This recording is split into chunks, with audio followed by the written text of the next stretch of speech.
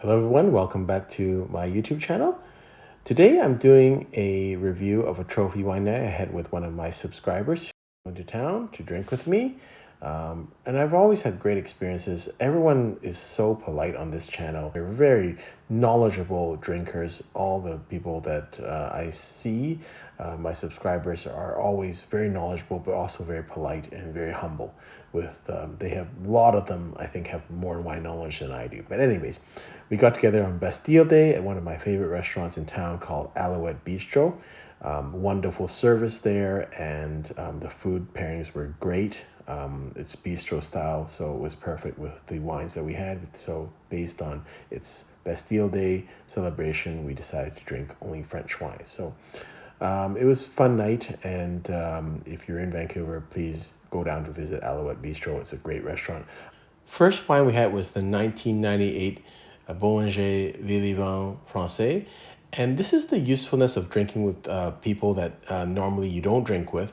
I've never seen the champagne and I've never heard of it.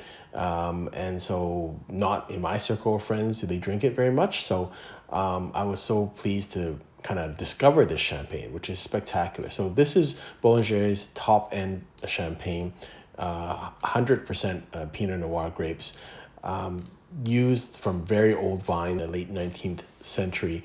The Champagne region was attacked by an aphid, and basically most of the vines were destroyed except for these two parcels, which now Bollinger uses for the Vieilles Francais.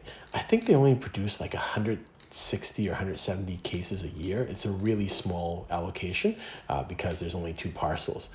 And so very exclusive. And I guess they argue that this is kind of champagne back to where it should be. You're tasting old vines, right? The old champagne that people would taste in the early 20th century. And so my notes on this, I really enjoyed the champagne. And we just, my subscriber and I just drank it, and it's like, it's all gone. What happened here?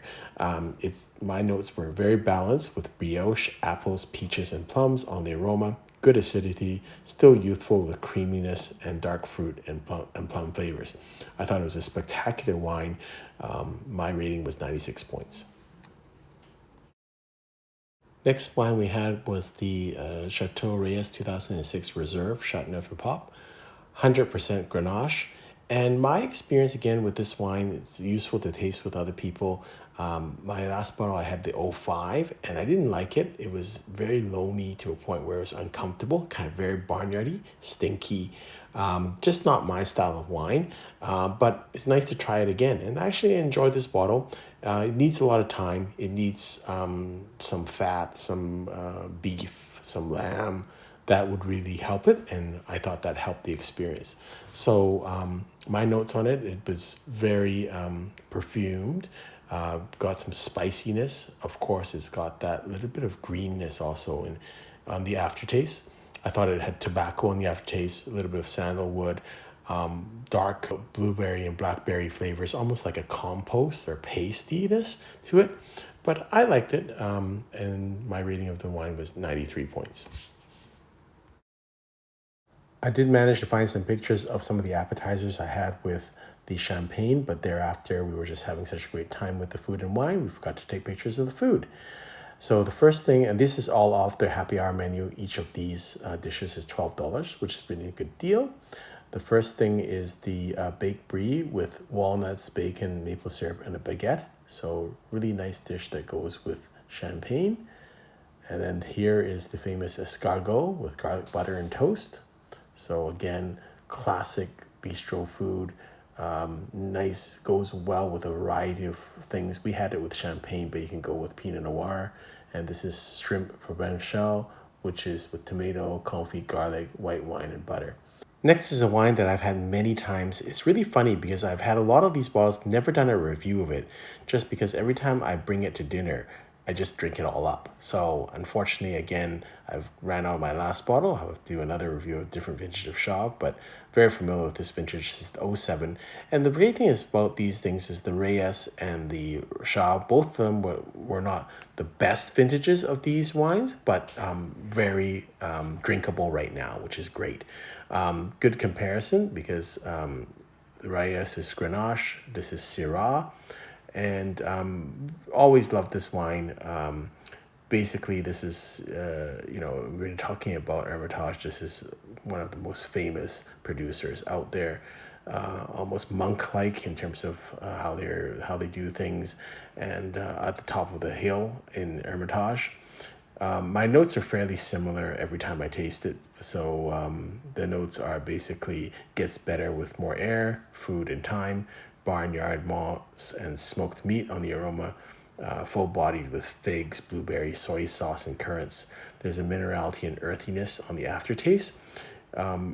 Probably I previously scored it 97 points. I didn't think it was that high this night, so it's kind of, I think, getting to its peak and maybe coming down a little bit. So I'd score this 95 points.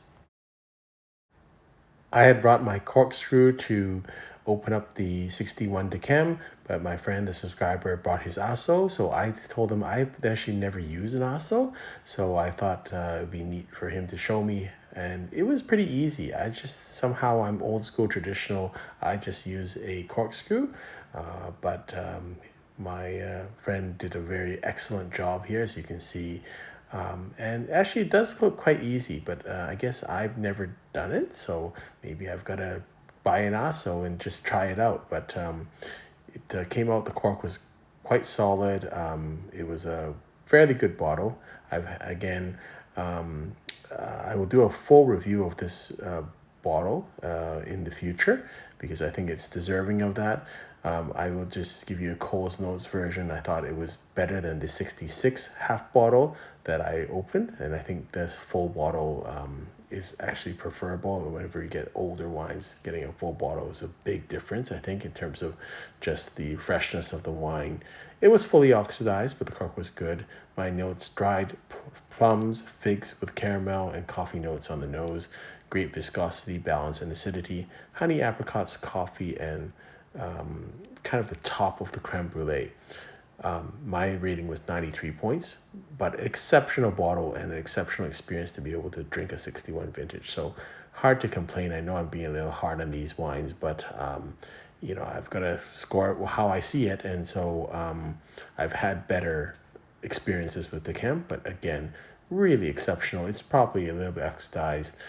The bottle was in fair shape. I think I've seen better bottles of 60s D'Yquems, but still really pleasant experience. All in all, spectacular night of food and wine and company. Hope you've enjoyed this video. Until next time, happy drinking.